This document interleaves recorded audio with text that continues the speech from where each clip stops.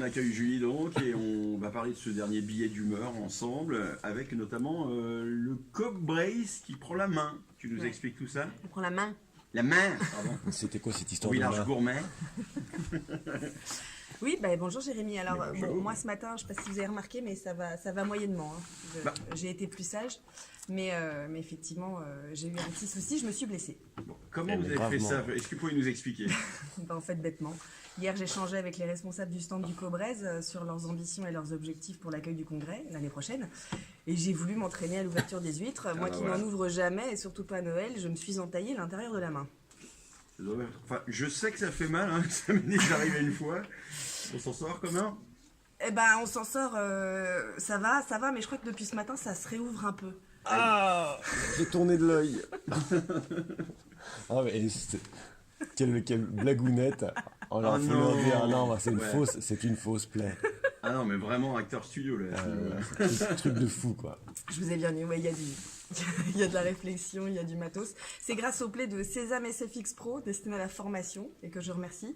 Il y en a pour tous les goûts, de l'avant-bras arraché, du délabrement facial, ou encore de l'éviscération. Alors je vous laisse aller le découvrir, alors peut-être avant le déjeuner. Ouais. Ou pas du tout aujourd'hui, Jérôme. Je vais pas mettre d'options sur ce stand. Alors pour éviter une blessure de ce genre, savez-vous que le médecin-chef breton a fait un rappel à l'ordre aux équipes du stand sur les précautions à prendre pour l'ouverture des huîtres? D'accord. Voilà, mais il n'y a pas que les huîtres que le Cobrez souhaite partager avec les exposants et les congressistes l'année prochaine. L'objectif, c'est de faire partager évidemment leur enthousiasme d'organiser le prochain congrès à Vannes. Et ce moment, ils le veulent convivial, riche en découvertes, en mettant en avant les spécificités géographiques et techniques, en lien évidemment avec leur magnifique littoral. Mais ils n'en oublient pas pour autant ce qui fait la réussite d'un congrès, à savoir de nombreux exposants et de nombreux bénévoles. Ils me confiaient hier avoir été impressionnés par le nombre de bénévoles. Eux qui étaient partis sur le nombre de 500 se rendent compte de l'ampleur de la tâche et il va falloir revoir leurs ambitions à la hausse. Côté mascotte, suspense, on ne sait pas encore qui succédera à Coquin.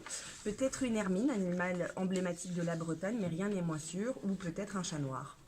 Ou une huître. Alors pourquoi un chat noir et quel rapport avec la Bretagne? Eh bien, figurez-vous que c'est la première fois que le congrès aura lieu dans le Morbihan pour la simple et tragique raison que l'année où cela avait été prévu, c'était en 1914, et que l'été précédent le congrès a été déclaré la Première Guerre mondiale. Aïe, je sais pas comment on doit le prendre, hein. Finalement. Bon, très bien, et on comprend que... Bah oui, alors on croise les doigts. On croise les doigts, mais Pour non. pas qu'il y ait une troisième guerre mondiale, quoi. Enfin, Bah non, Jérémy, pour qu'il fasse beau. Ah bah oui, Évidemment. ça c'est moche, c'est méchant ça. Alors, comme en ce moment. C'est vrai. Alors, vous faites pas de mauvais sang et préparez-vous plutôt à explorer les richesses de la Bretagne et apprenez à ouvrir des huîtres sans vous faire mal, pas comme moi. Encore merci à Bourg-en-Bresse et toutes les équipes pour leur accueil et bonne fin de congrès à tous. Merci à toi également Julie. Bon, finalement pour les huîtres, une fois qu'on a la main, après ça va tout seul, hein. Mais surtout quand on les explique où ouvrir, parce qu'en fait il faut savoir qu'il y a un petit bouton pour les ouvrir les huîtres. Quand on le sait pas, c'est vrai que... C'est un peu compliqué. On cherche toujours. Après, ça va tout seul.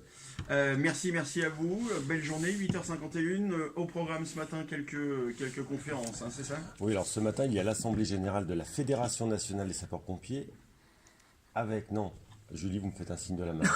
Qu'est-ce qui se passe? Non, c'était pour montrer sa blessure. Ah, d'accord. C'était une C'est de la radio diversion filmée. avec le colonel Allion qui va remplacer le colonel Elfort, puisque suite à l'élection d'hier, il va représenter notre corporation pour les 3 prochaines années.